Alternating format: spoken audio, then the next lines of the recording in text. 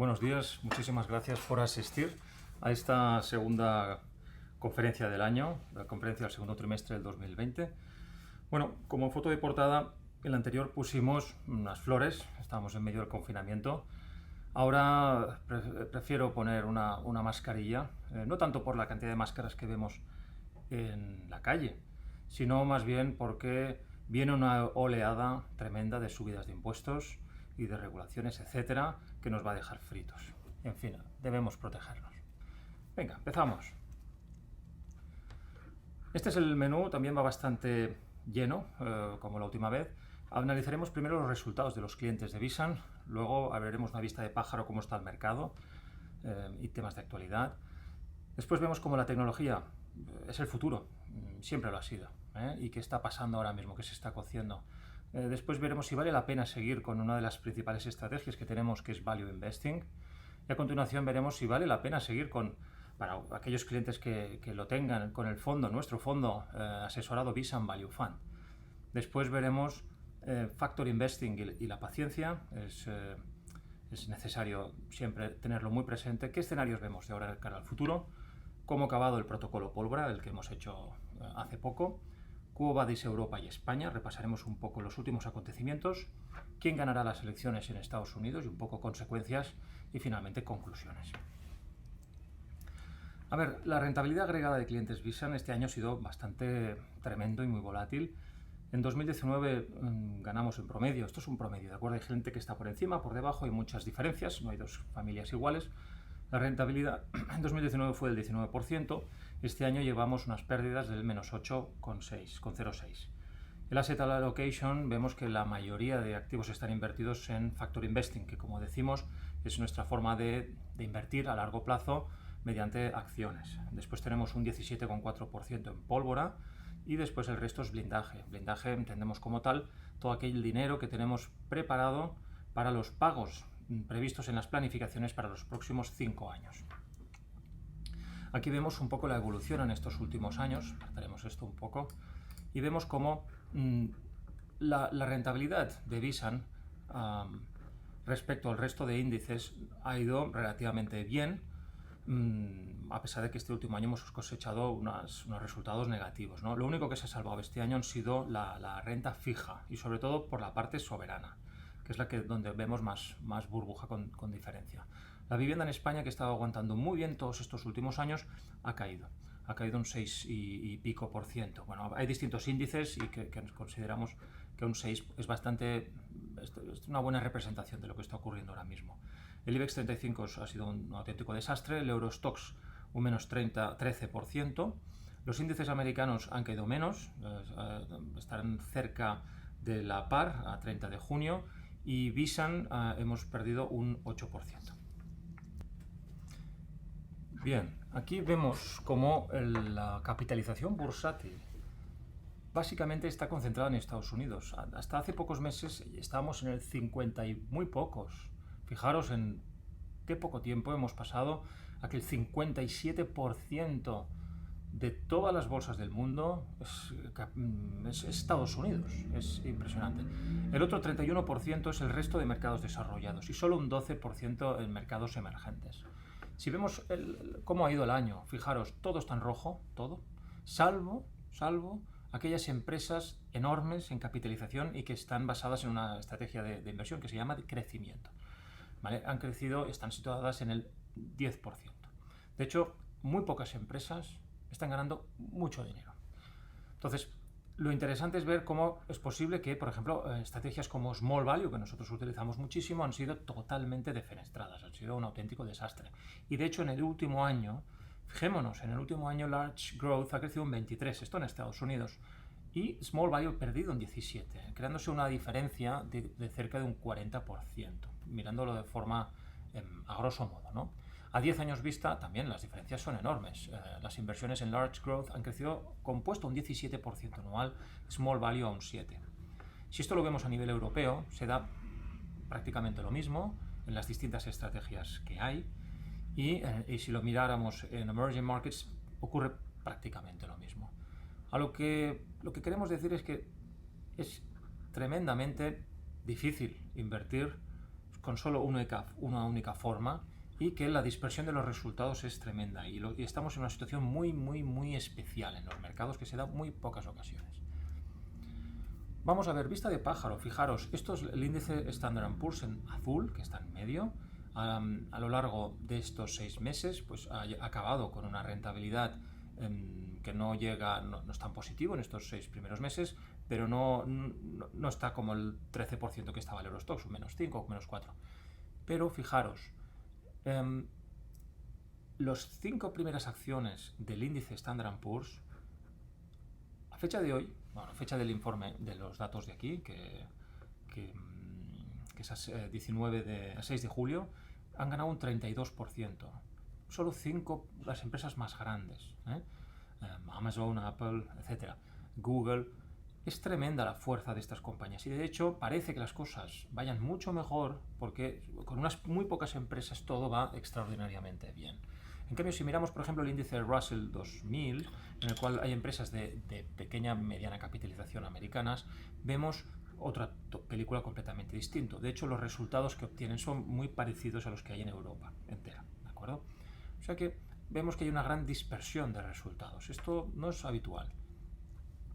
Aquí vemos un gráfico que ya pusimos la última presentación y aquí está actualizado. Vemos como las valoraciones en los múltiplos, es decir, cuántas veces calcula que vale las valoraciones de las acciones en beneficios futuros de este próximo año, vemos cómo estamos en una situación de precios de burbuja del año 2000.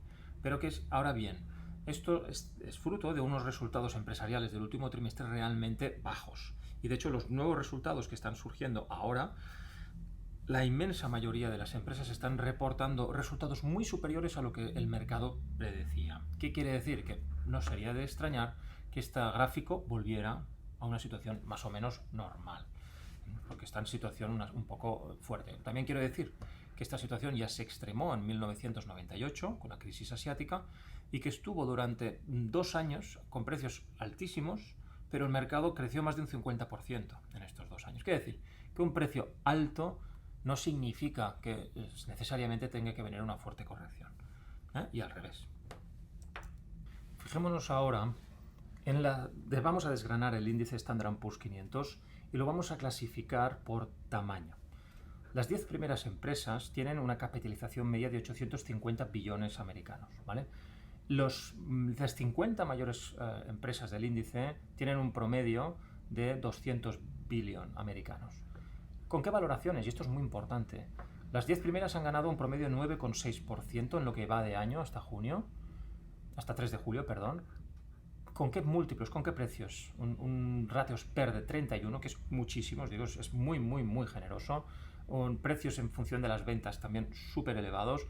Los múltiplos que se están pagando por el cash flow libre también altísimos y el price to book earnings también. Esto, lo interesante es ver que como más cara es la compañía, mejores resultados han obtenido. Es lógico después de las subidas que ha habido. Pero el mercado ha clasificado claramente por tamaño, aparte de otros factores. Fijémonos como a medida que vamos bajando por el market cap, la capitalización bursátil y los distintos tramos, 50 en 50, vamos viendo como las rentabilidades van cayendo, no de forma lineal, pero van cayendo sustancialmente, hasta llegar a las 50 últimas empresas del índice, que oye, son empresas de 5.000 millones cada una, 5,1 billón de capitalización promedia. No son empresitas pequeñas, ni muchísimo menos, pero están capitalizando, están ponderando con un PER del 13,9, muy barato comparado con el resto, y los restos de múltiplos también baratísimos, y han sido crujidas por el mercado. Fijaros, un menos 38% en lo que va de año. Es decir, hay algo aquí que no encaja muy bien, esta excesiva, tan fuerte dispersión. Además, fijémonos, Apple, que es una de las top 10 en el índice, fijémonos, en las medias de los últimos 10 años ha tenido un PER del 15, ¿de acuerdo? Y unos ratios de precios según ventas, sobre ventas del 3 y pico por ciento. Pero actualmente el PER es de 30. El resto de ratios se han prácticamente doblado, algunos triplicado. ¿Qué está diciendo los datos? Pues que quizá esta gran subida del Nasdaq o de las empresas tecnológicas, quizá no sabemos hasta qué punto es muy sostenible. Se están pagando precios realmente caros. Pero fijaros, solo en una parte del índice, porque el resto del índice tiene valoraciones relativamente normales y de hecho la parte baja está a precios irrisorios.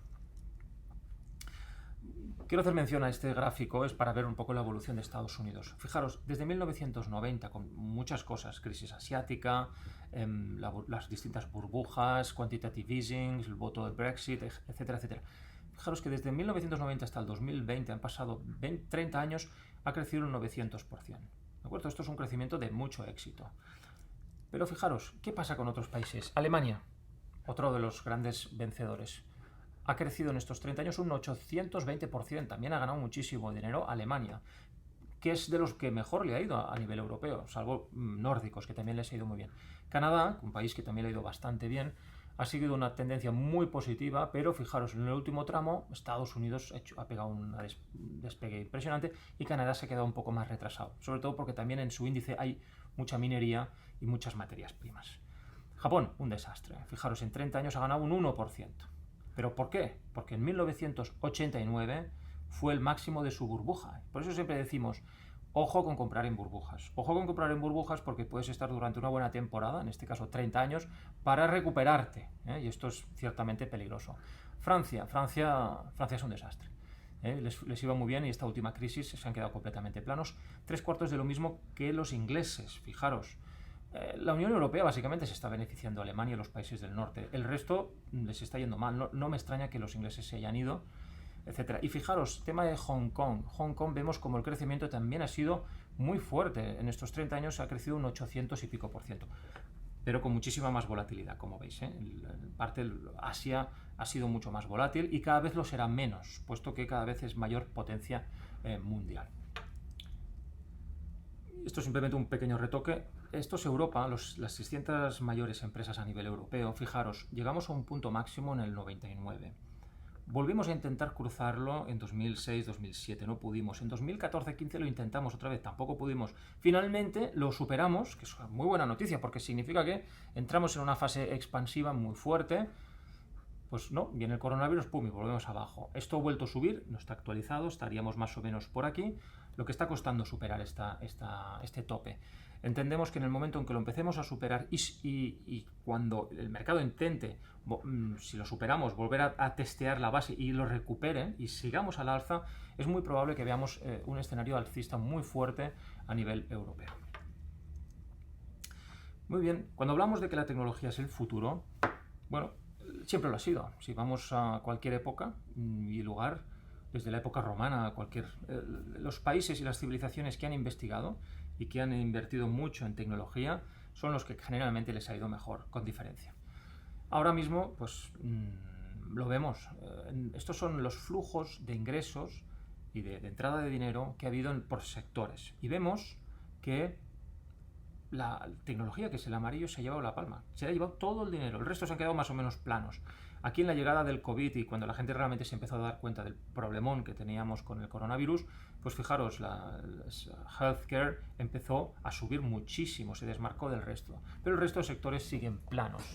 Esta entrada masiva y sin freno a todo el tema tecnológico es un hecho, ¿de acuerdo? Pero toda entrada masiva, cuando todo el mundo está comprando lo mismo, ojo, siempre decimos cuidado, no siempre es positivo. Aquí hay una cita de JP Morgan, ya de 1907, que decía que no hay nada más en este mundo que distorsione más el buen juicio de una persona que ver a sus vecinos hacerse ricos, ¿vale? Entonces, cuando nosotros estamos viendo la situación de que parece que la tecnología no tenga fin, no es que estemos en contra. Nosotros tenemos estrategias que explotamos la tecnología y nos va bien. De hecho, estamos ganando mucho dinero con esta forma de invertir. Pero hemos de ser muy conscientes de que esto no es infinito y de que no nos dejemos llevar por esta avaricia. Al contrario, nuestra forma de invertir nos debe poner un poco en guardia ante toda esta situación. Por ejemplo, aquí vemos la última gran crisis que hubo tecnológica, que fue en el año 99 y 2000. En azul vemos las valoraciones, si los precios están caros o bajos. Si está arriba, muy arriba, es que están caros, se pagan múltiplos muy fuertes para las tres principales empresas, Apple, Amazon y Microsoft. Se pagaban caras. Luego hubo la corrección y volvieron a precios normales. ¿De acuerdo? Para luego, en estos últimos 4 años, se han vuelto a disparar los precios, lo que la gente está dispuesto a comprar, a pagar por estas compañías. Lo interesante por eso es ver que el crecimiento de su generación de caja, que es muy importante para la valoración de una compañía, aquí las tasas de crecimiento que tenían al principio eran muchísimo más altas y han ido cayendo hasta cero últimamente. Quiero decir que empresas que tenían crecimientos fortísimos a nivel de generación de cajas y que han seguido teniendo crecimientos muy abultados en todo este tiempo, cada vez están en situación de menor crecimiento, pero en cambio volvemos a pagar por ellas precios realmente fuertes.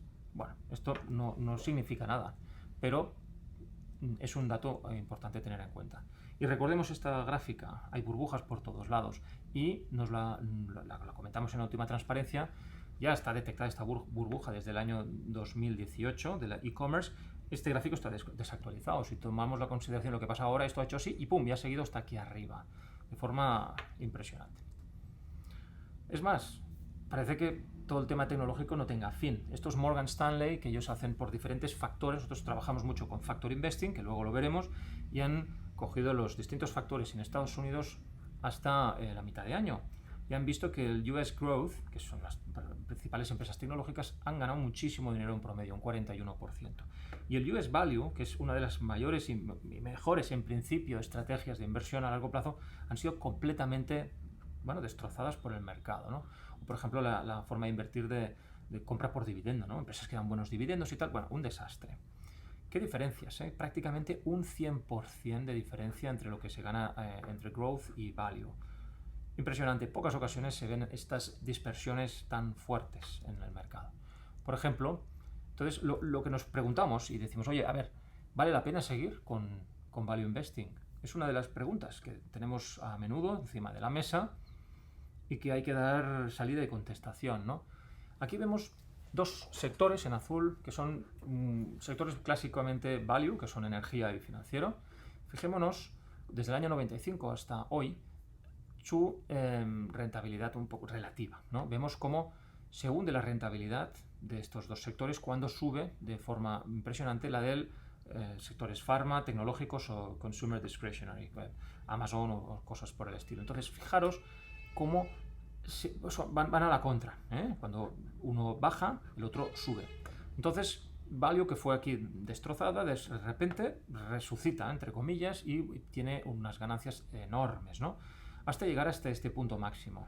Y la parte tecnológica y healthcare se hundió relativamente. No es que pierdan dinero, es que en relación pues no ganan tanto, ¿de acuerdo? Y después empieza otro gran ciclo, que es el gran ciclo de pérdidas value, que ha sido bastante tremendo, con la subsiguiente caída masiva en este último tramo, ¿eh? Y aquí al contrario, vemos como hay un fuerte subida final del growth. La pregunta es, ¿qué nos interesa más comprar, aquí o aquí? ¿No? ¿O qué nos interesa más comprar, aquí o aquí? ¿No? Por eso decimos cuidado, porque cuando vemos estas subidas tan fuertes, históricamente, no tiene por qué. Quizá estábamos aquí y siguió subiendo, puede ser, pero ya nos está advirtiendo de que hay que ir con cuidado. Por ejemplo, este gráfico que vemos aquí es la relación que tenemos entre el Nasdaq y Standard & Poor's. Y es un cociente, divididos uno entre otro. Y aquí vemos la fuerza relativa, digamos, ¿eh? En este caso vemos como enseguida en la burbuja.com, boom, el Nasdaq dejó en ridículo al Standard & Poor's, para luego perder toda la fuerza enseguida. Ahora ha sucedido poco a poco, le ha ido ganando terreno, y esta parte de aquí ha habido otra subida muy muy fuerte, que es la que estamos viviendo ahora. Este gráfico quizás es el más importante de toda la presentación. En este vemos lo siguiente, desde el año 1932, así que incluye bastantes ciclos y muchas cosas que han pasado entre medio. En verde vemos los tramos en los que el mundo growth, tecnológico, etcétera, supera el mundo value, ¿de acuerdo? Entonces, fijémonos que históricamente los periodos son pocos, salvo la gran burbuja que hubo en el .com y estos últimos 10 años. Estos últimos 10 años han sido muy tremendos para el inversor value, ha sufrido lo que no está escrito. ¿De acuerdo? De hecho, la gente que ha nacido ahora o que está invirtiendo desde hace poco tiempo cree que casi todo es tecnológico, porque fijaros, si borráramos la mitad de la historia, veríamos que lo normal es el verde, ¿de acuerdo? Con lo cual, bueno, no deja de ser curioso. Pero lo más importante de este gráfico para mí, a mi modo de ver las cosas, no es este. Es cuando hay cambios de ciclo. Lo que veo es que la fase final de que haya un cambio entre growth y value, se acelera el growth, se acelera de forma extraordinaria. De repente entra en lo que es una fase de euforia. Es como el de desatar una botella de champán, que estás ahí sacudiéndola y de repente ¡pa! Se dispara. Entonces, aquí vemos subidas muy fuertes y que enseguida vienen con correcciones. Otra subida muy fuerte, generalmente con un pequeño subida previa de aviso y la siguiente clímax, ¿de acuerdo? Esto lo vemos aquí, lo vemos aquí, lo vemos aquí, aquí otra vez, fijaros, es casi siempre el mismo patrón, sube otra vez y aquí sube otra vez. No quiere decir que estemos ahora en la fase final, pero sí que cuando se producen estas distorsiones tan extremas, es muy probable, muy probable que estemos en un cambio y que sea más inmediato de lo que nos pensamos. Muy bien, hemos tenido dentro de la casa, me estamos asesorando, no todos los clientes ni todas las familias lo tienen evidentemente, pero un fondo que se llama Visan Value Fund. Este es un fondo value, que ha sufrido como todos los fondos value. Aquí simplemente queremos exponer un poco la evolución del fondo desde mayo del 2019. Todos los fondos que hay aquí son los fondos recomendados por Visan de los distintos fondos value. Y aquí vemos cómo esto es el Eurostoxx, cómo ha ido, estos dos fondos americanos no han llegado a superar el Eurostoxx, pero han ido mucho mejor que los europeos, pero básicamente por un motivo. Pues porque los mercados americanos han crecido mucho más en su conjunto. Es como ir en barco con el viento a favor. Pues oye, fantástico. Menos esfuerzo y te va bien. En cambio, en Europa, los fondos europeos, el viento iba en contra y encima con una estrategia realmente complicada, ¿no? Fijaros el nivel de caídas. Nosotros estamos más o menos en medio. Nosotros la exposición americana es mínima y la exposición europea es relativa, donde tenemos más es en Asia, con diferencia. Pero bueno, durante todo este trayecto por aquí ha habido de todo. Asia, Japón, etcétera. Pero exposición americana poquísima, muy poca. Simplemente pues comentar, bueno, pues que estamos un poco en medio de cómo han ido todos los fondos value. ¿Qué cambios ha habido, ¿no? Importantes desde la creación?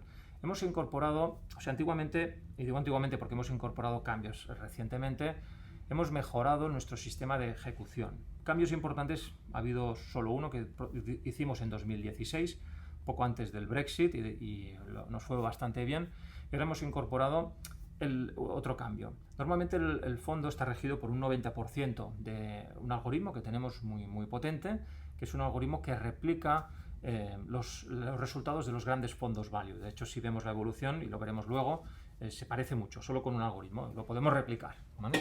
Pero luego había un 10% que era gestión discrecional nuestra, que es que cualquier cosa que nos diga el fondo nosotros lo revisamos, miramos y decimos si tiene sentido o no, ¿vale? Lo que hemos hecho ahora es reducirlo al algoritmo al 30%, nos da toda la información necesaria, pero sobre todo sobre este trabajo, sobre esta base, trabajamos mucho tiempo, ¿vale? Y dedicamos muchísimo tiempo a depurar. ¿Para qué? Para poder hacer la ejecución de las compras y las ventas en momentos oportunos, basado en otras tecnologías de psicología, sentimiento de mercado, etcétera, que realmente creemos que pueden ayudar muchísimo. Es un paso más. Nuestro fondo, además, está muy descorrelacionado, va un poco su aire. Y eso creemos que es bueno. Como mínimo, si al final de un periodo de 10 años has ganado más o menos lo mismo que el mercado, pero ha sido de forma muy distinta, tener este fondo dentro de una cartera global lo que te ayuda es reducir la volatilidad. ¿De acuerdo? La bajas mucho y te interesa tener fondos de esta categoría, de este estilo, ¿no? Por ejemplo, en Estados Unidos tenemos ahora mismo, a cierre de 36, un 14%, cuando debería haber el triple, porque los índices generalmente tienen el triple. En Canadá tenemos un 8%, y tenemos 3 veces más de lo normal. ¿Veis? Hay mucha dispersión. En Reino Unido tenemos un 50% más, tenemos poco en Europa en relación a los índices. Japón, pues tenemos 4 veces más de lo normal. Asia, pues tenemos 5 veces más de lo normal, y Asia emergente también. Fijaros. Bueno, pero esto no siempre es así. El algoritmo te va cambiando de países, etcétera, según va viendo oportunidades. A nivel de sectores, 3/4 de lo mismo. Nos parecemos muy poco la típica allocation. Lo único que tenemos es muy poca exposición a financieros y no son bancos, son servicios financieros no bancarios. Y porque los bancos ya lo saben, bueno, los que conocen la casa ya saben que no nos gustan. Y hace muchos años que advertimos sobre el peligro de invertir en bancos. Y aquí vemos pues, bueno, que los porcentajes pues, son completamente distintos. Muy bien. Finalmente hemos hecho un backtest muy potente, quizá diría el más potente que hemos hecho hasta la fecha, para ver si esta forma de implementación, que no cambiamos el algoritmo, de implementar el algoritmo es bueno o no. Este backtest, un backtest es más que nada ver en el pasado qué hubiera pasado si hubiéramos aplicado esta nueva tecnología que hemos desarrollado. Entonces el backtest lo hemos hecho desde el 5 de noviembre del 2018 hasta el 8 de mayo del 2020. Comprobar durante este tiempo, con datos reales, qué hubiera ocurrido. Entonces, este test hay un bias que es una forma de hacer backtest no muy buena, que es si tú sabes lo que va a ocurrir, pues que el conocimiento de saber lo que ocurre te afecta a la toma de decisión del backtest. Que es como hacer un poco de trampas, ¿no? Si yo sé que esta acción va a subir, pues la compro. Hombre, pues no deberías saberlo, porque en la realidad no sabes las acciones que suben y bajan. En este caso, cuando hemos hecho el test, realmente el look ahead bias, que siempre hay alguno en los backtests, en este caso ha sido muy reducido y de hecho, en todo caso, ha empeorado las rentabilidades, ¿de acuerdo? Los costes. ¿Qué costes hemos contemplado? Básicamente hay costes por trading, que es por transacción, y drifting. Drifting es costes que contemplamos porque cuando compras una acción, nosotros asumimos que al comprarla estás modificando el precio y con lo cual cada vez será más caro cada vez que compres. Lo mismo cuando vendes. Cuando quieres vender, lo vendes y cada vez es más barato. O sea, pierdes dinero por el mero hecho de afectar al mercado. Y esto le calculamos los costes tanto por transacciones como por drifting en todo este año y medio del backtest en un 18%. Es decir, si no ganáramos nada y pasara un año y medio con el estudio, hubiéramos perdido un 18%. ¿De acuerdo? Y además hay significancia estadística, es decir, ya hemos invertido en más de 144 acciones distintas en 381 trades, cosa que realmente no puedes decir, no, es que como el mercado ahora, ¿no? Con 5 acciones que han ido muy bien, ya está, todo ha ido bien. No, que va, ha sido una cosa muy, muy sistemática. De hecho, lo que tiene muy fuerte esto es la sistemática. Y acabamos aquí con el tema del fondo, simplemente este es el resultado del backtest. Fijaros, desde este tiempo el Eurostoxx, que nos comparamos con ellos, ha perdido un 10%.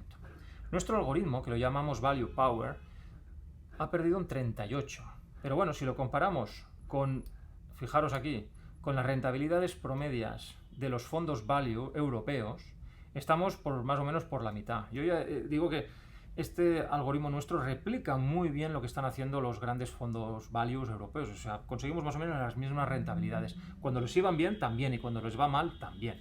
O sea, es un algoritmo que te lo replica.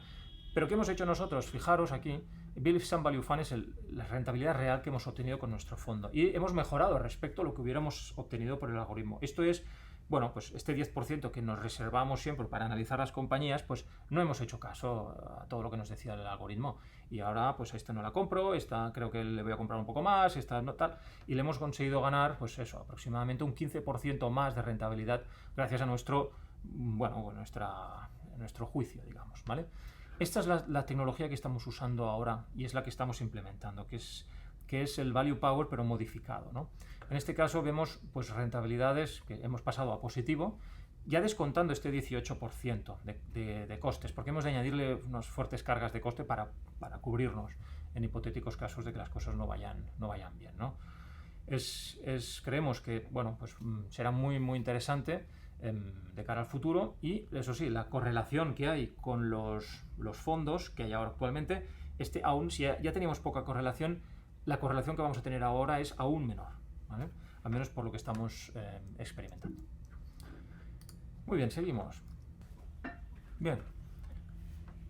Hemos hablado mucho de value porque era importante cuando las cosas pues no van bien o nada bien, como es el caso.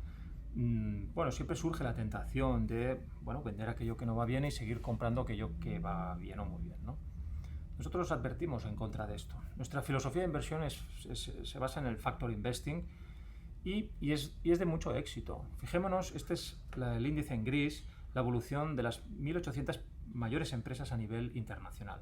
Esto está bien porque tocas empresas de todo el mundo. Ahora ha ido bien Estados Unidos y Alemania básicamente y algo Hong Kong, pero fijémonos que muchos otros países han ido mal. Como que estamos invertidos a nivel global, pues nos beneficia, ¿no? Pero fijaros, si invertimos con distintas estrategias, vemos que el verde, por ejemplo, es Value, y Value fue realmente espectacular hasta el 2008. A partir de ahí le fue mal, siguió ganando más que el mercado hasta el 2018, y hasta a partir del 2018 ha sido, bueno, un desastre. Y aquí vemos que ya a finales del 2020 estaba por debajo de los índices, bastante por debajo, y con este último año, que ahora lo veremos, bueno, ha sido una hecatombe. Bien, si solo hiciéramos Value, tendríamos de excesiva exposición a un sistema, y de hecho resultados como los de estos años nos obligarían a simplemente desesperaríamos, no podríamos aguantar más, sería extremadamente duro. En cambio, el tener varias estrategias te ayuda a no estar en esta situación. En naranja vemos cuál es la rentabilidad del usar varios modelos a la vez, ir rebalanceando. La clave está en el rebalanceo, y no te falta un rebalanceo mensual, con un rebalanceo una vez al año es más que suficiente. Por eso con nuestras familias y nuestros clientes pues no estamos todo el día rebalanceando. Una vez al año es suficiente para vender aquello que ha ido muy bien y comprar lo malo, ¿vale? Fijaros, cuando una estrategia va muy mal, por ejemplo esta había crecido bastante, cayó mucho, pero luego subió muchísimo. Bueno, pues esta nos hemos beneficiado, y otras que no han caído tanto, en algunos momentos no las compramos tanto. Al hacer un poco este ajuste es lo que nos permite estar, no siempre, pero bastante en el tramo arriba de todo, bastante arriba. Y es muy rentable, nos ayuda muchísimo.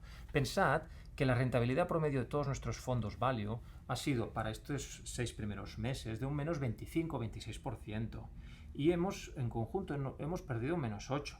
Es decir, que hemos tenido que ganar con el resto de activos para estar en un menos 8, cuando un 40% de la exposición es un menos 25, ¿de acuerdo? O sea, y eso es gracias a otras estrategias que han ido muy bien. También ocurrirá al revés. Podría ocurrir que la situación tecnológica sea una burbuja, nadie lo sabe si es una burbuja o no, o si va a estallar, pero imaginemos que estallara, pues probablemente las estrategias Value, que son las más denostadas, pues estas tomarían el relevo, claramente. Y sería precisamente Value, el patito feo ahora, el que brillaría en el futuro. Y nos interesa este tipo de inversión, esta forma de invertir.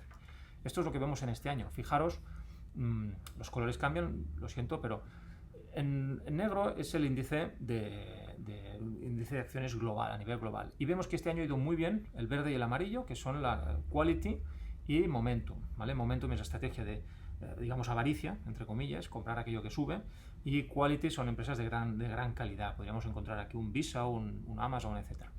En cambio, Value o empresas de pequeña capitalización han sido totalmente denostados. Ya estaban sufriendo antes, hasta el 2000, estos últimos 10 años, que ahora se les ha dado el golpe de gracia este año.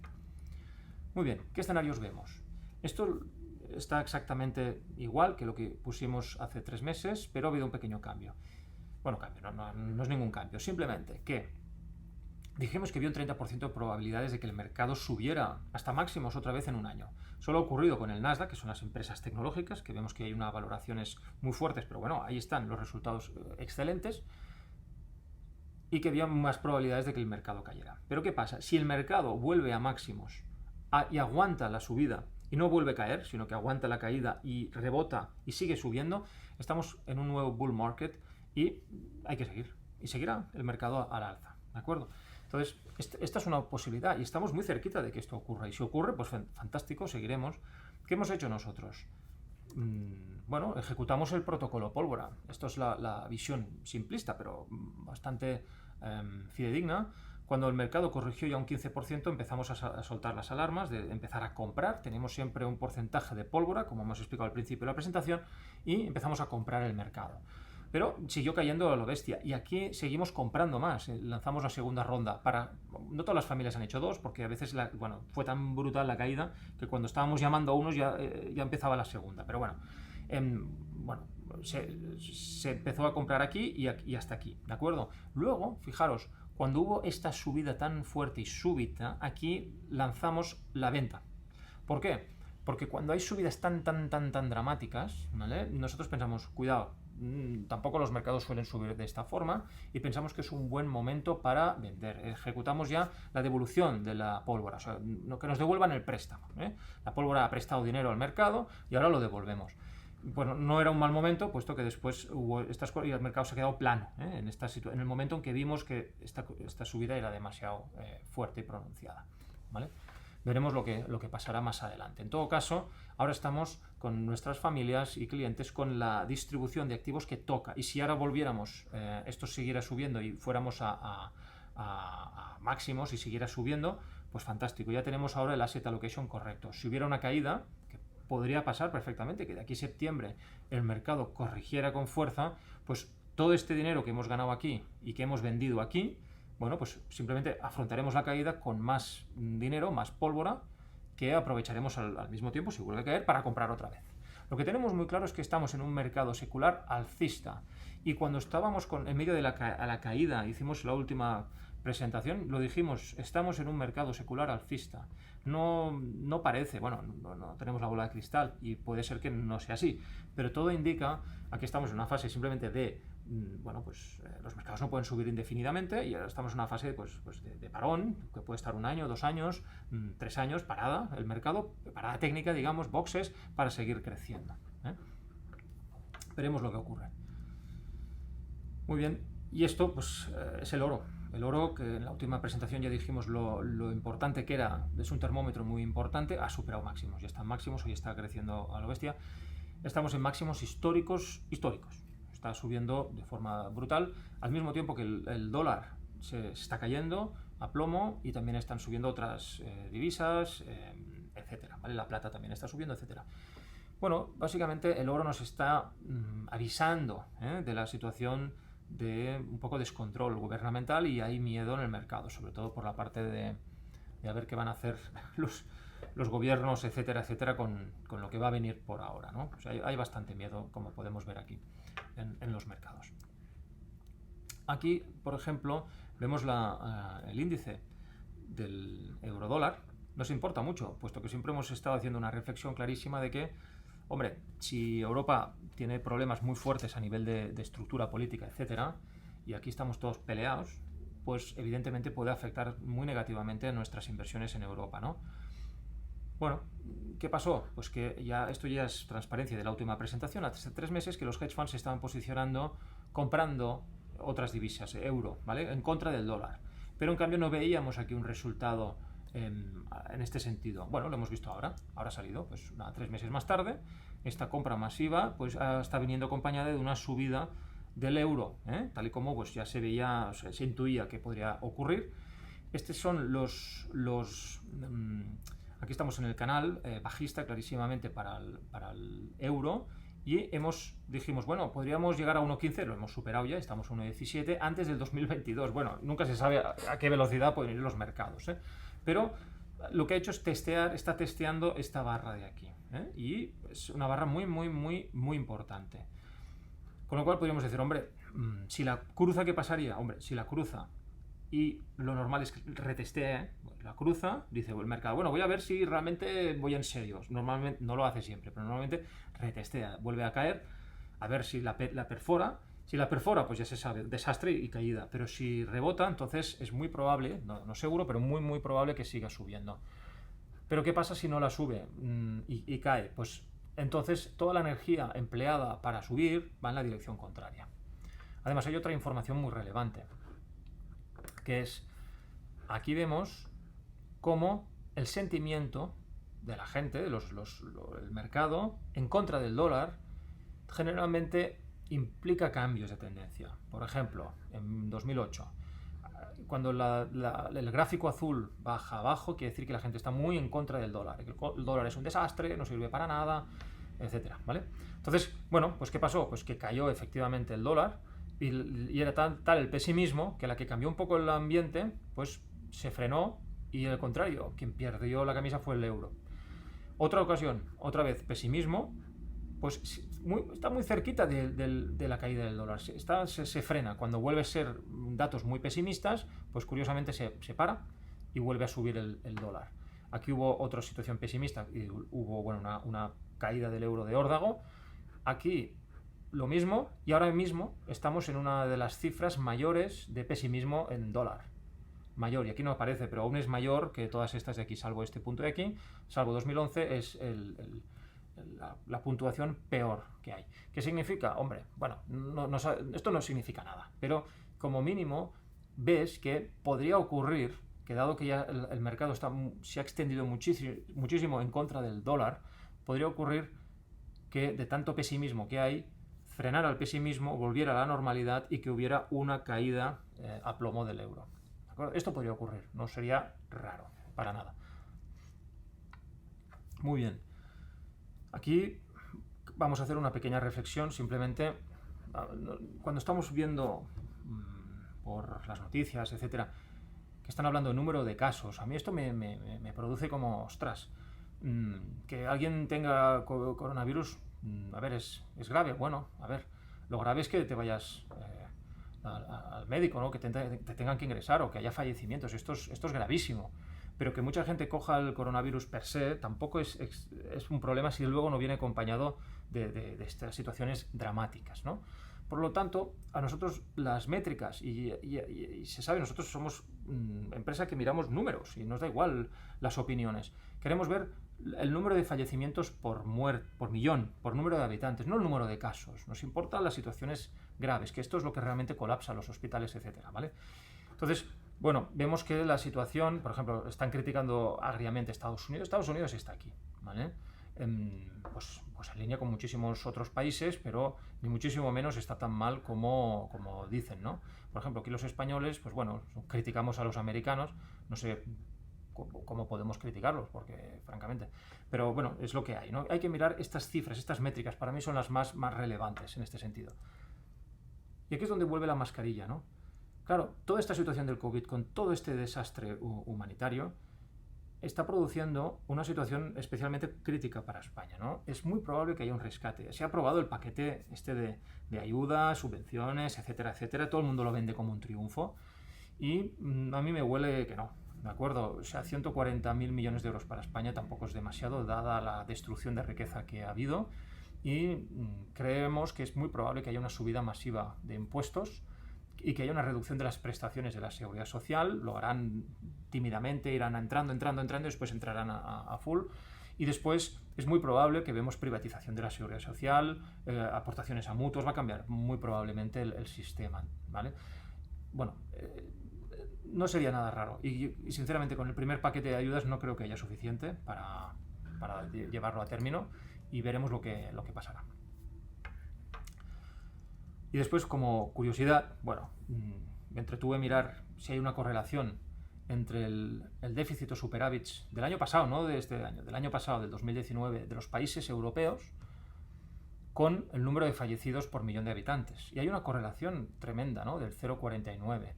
Quiere decir que aquellos países que tienen superávit y que los políticos gestionan bien sus finanzas y que tienen déficits negativos, o sea, superávits, el número de muertos por millón es muchísimo más bajo que aquellos países, bueno, pues ya sabemos, despilfarradores, que no cuadran sus cuentas, que siempre están gastando más de lo que ingresan, etcétera, etcétera.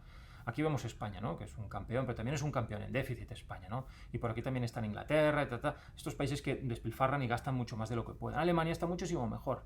Y bueno, simplemente es una curiosidad. Y para mí es un toque al todo el sistema político, que gestionar mal las finanzas de una familia, pero también a nivel públicas, de toda la población, también produce después problemas, muchísimos problemas, incluso a nivel de salud, etcétera.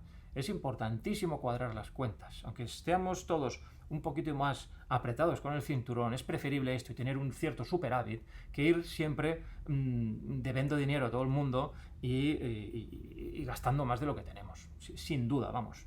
Y aquí lo podemos ver. Aquí estaríamos, esto es la correlación. Coeficiente de correlación de Pearson es un menos 0,50, es decir, a más déficit, o sea, estás en la situación negativa, más muertes por millón de habitantes. Ya está, bastante. En fin, ¿quién ganará las elecciones USA? Y esto es ya acabamos la presentación. ¿Quién ganará las elecciones USA? Estos son los datos, previsiones que había en 2016. 538 es una famosísima web de cálculos de probabilidades buenísimos, que basadas en estadísticas y polls, las encuestas que hacen a la gente en Estados Unidos, predecían que Hillary ganaría con un 87,5% de probabilidades y Trump le daban un 12,5%. O sea, decían, vamos, este hombre es imposible que gane las elecciones. Nosotros nos basamos en otras métricas, no en las encuestas. Las encuestas en Estados Unidos están cocinadas a lo bestia. Entonces, en España también están cocinadas. Y de hecho, con los últimos años me he dado cuenta que cada vez están más cocinadas. Antes veía más, entre comillas, perfección, ahora veo cosas muy raras. O sea, creo que están entrando en la moda esta americana de pervertir los resultados de los polls para influir, ¿no? De algún modo. Veremos. ¿Qué está pasando ahora? 538 está diciendo que va a ganar Biden, bueno, de calle, y todos los polls, otras webs y fuentes de información, Real Clear Politics, uno tras otro los polls salen que gana, y hecho por gente muy, muy potente, y de todos los colores. Gana Biden constantemente. Entonces nosotros, puede ser que gane, o sea, Biden puede ser, pero nosotros buscamos otra forma de cálculo, ¿vale? Que sea cuantitativo y basado no en parámetros de opinática, de lo que opina y dice la gente. ¿Por qué? Porque vemos que la gente dice una cosa y hace otra. No, es que yo digo una cosa y hago lo mismo que digo. No, la mayoría de gente dice una cosa y hace otra, en muchísimos aspectos. Entonces, lo que la gente dice que va a votar, pues en la realidad no siempre es. Es más, últimamente se ha vuelto muy peligroso en Estados Unidos decir que votas a Trump. Están matando a gente, están haciendo cosas muy salvajes y dices, ostras, claro, ¿cuánta gente por miedo no va a decir que quiere votar a Trump? Y de hecho es lo que pasó la última vez. Se llevaron una sorpresa de que muchísima gente votó. ¿Y esta vez qué puede pasar? Bueno, por ejemplo, hay varias métricas y formas de verlo, y distintos estudios, distintos sistemas, todos cuantitativos, que son los que nos gustan a nosotros. Por ejemplo, Helmut Norpoth, sus modelos, vaticinan una victoria del 91% con Trump, ¿vale? Nada que ver con otros sistemas basados en polls, ¿vale? Y barre a Biden. De hecho, este sistema ha acertado 26 de las 26 últimas elecciones, 24, ¿vale? Incluyendo la última. Pero es que de las dos que no acertó, una es JFK, Kennedy, no acertó, y la otra fue Al Gore. Pero Al Gore ganó él, pero le robaron las elecciones. Ya sabemos que por el Tribunal Supremo americano, pues a veces los tribunales se meten en política y ¡pum! Y le quitaron las elecciones a Gore. Y se las llevó Bush, ¿de acuerdo? Y bueno, pues mira, al final es lo que hay, pero o sea, acertó realmente el modelo, ¿no? ¿Quiere decir que ahora va a perder o ganar Trump? Ya lo veremos. Un 90% de probabilidades no es un 100%, siempre hay opciones de que no gane, pueden pasar cosas raras, evidentemente, pero todo indica a que es muy, muy probable que gane, y que gane de forma muy holgada. Consecuencias. Bueno, si gana Trump, probablemente habrá políticas de reducción de impuestos, que es lo que sigue haciendo él, y reducción de regulaciones.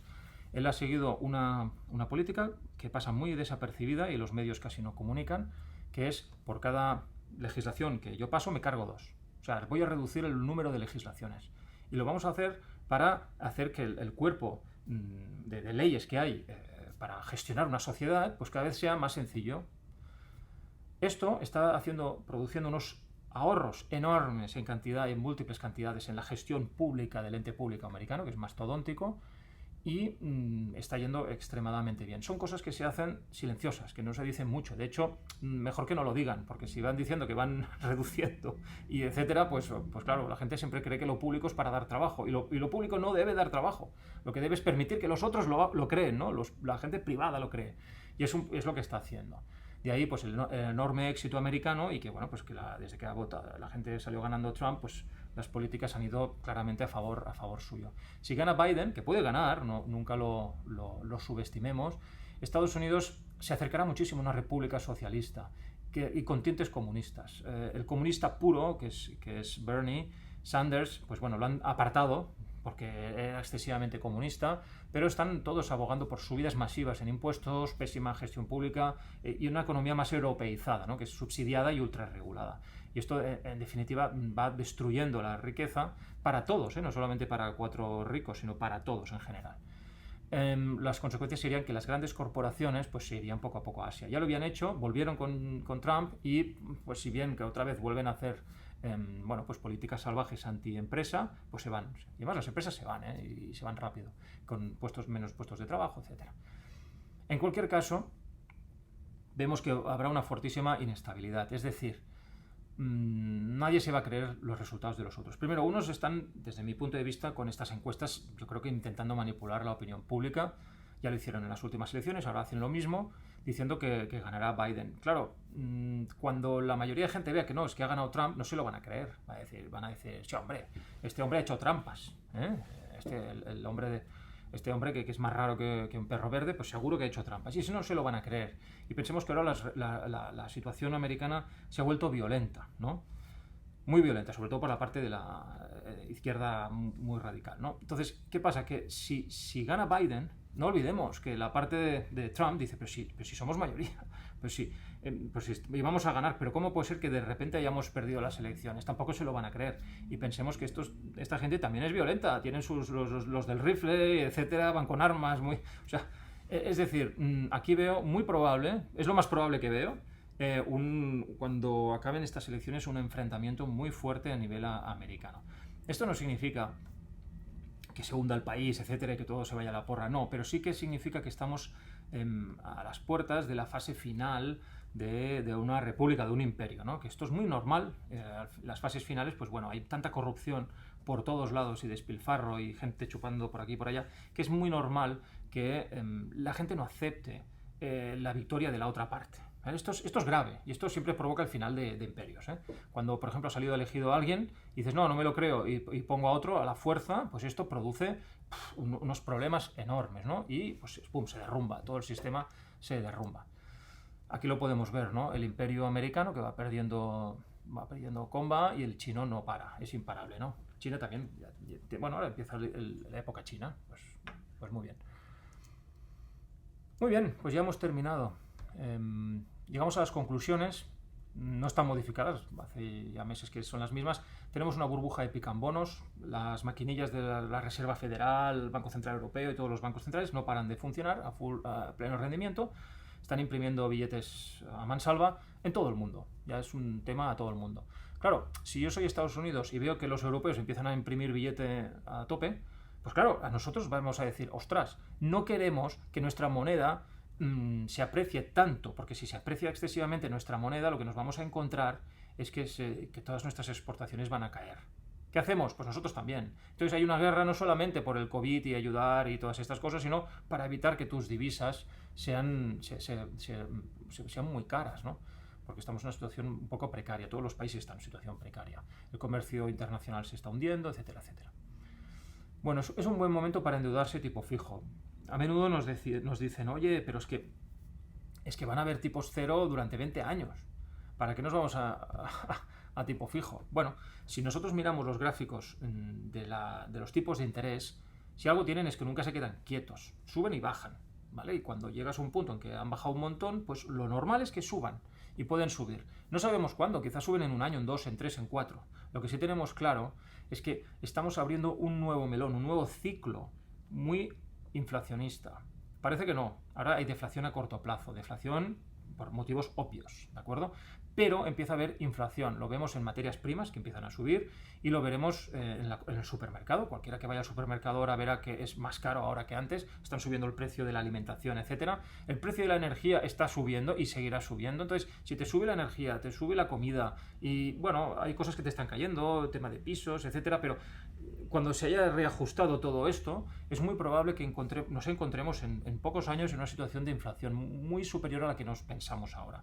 La inflación va a suponer, al final, una subida de tipos de interés, porque casi siempre van muy relacionadas, ¿de acuerdo? Y si no lo suben el tipo de interés, lo que va a haber son nuevas burbujas, con lo cual los propios reservas federales o bancos centrales, ante subidas muy fuertes de inflación, deben hacer políticas restrictivas y suben los tipos de interés.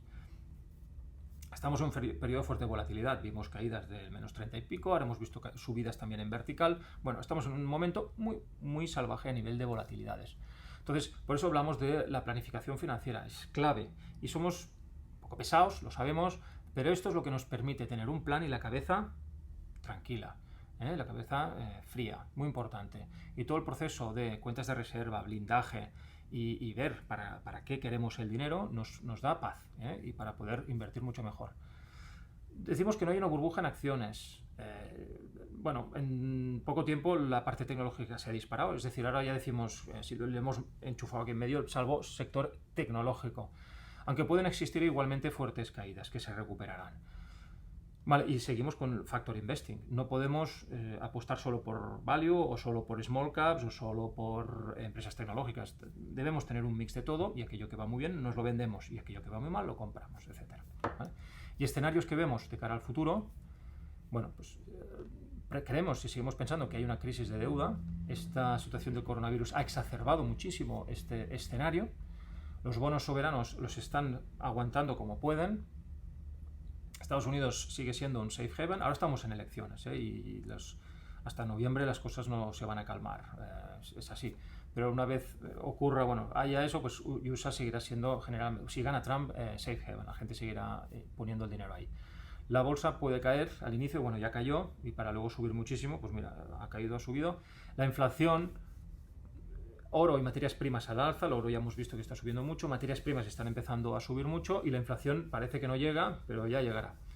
Y los activos inmobiliarios en zonas prime aguantarán. Pues bueno, esto siempre aconsejamos, a no ser que seas un experto en inmobiliario, que puedes ganar muchísimo dinero en zonas muy alejadas de los centros, porque sabes, pero es aconsejable a nivel patrimonialista tener en zonas muy buenas en las que la densidad de población siga creciendo, ¿vale? Si al final no viene esta crisis, que es el otro escenario, el B, pues fantástico, todo va bien y seguiremos creciendo y tirando adelante.